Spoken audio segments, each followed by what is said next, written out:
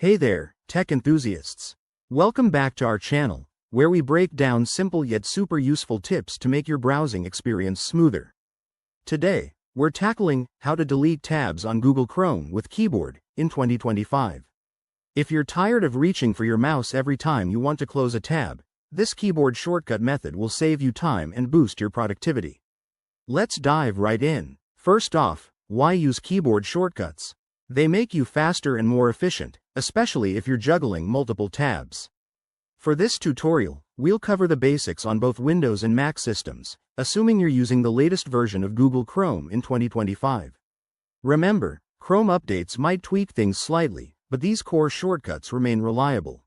Step 1. Open Google Chrome on your computer. Make sure you have a few tabs open so we can practice. Now, to close a single tab, simply press Ctrl+W on Windows or Command+W on Mac.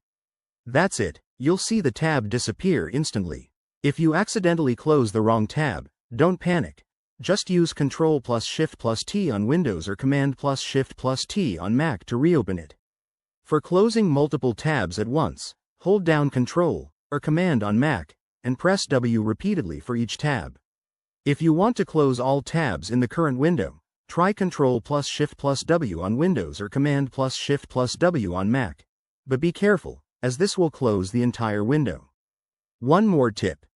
If you're using Chrome on a touchscreen device or with custom shortcuts enabled, double-check your settings in Chrome's keyboard customization options under Settings, Advanced, Accessibility. This ensures everything works seamlessly. There you have it. Easy ways to manage your tabs without lifting a finger from the keyboard. Mastering these shortcuts will make you a browsing pro in no time.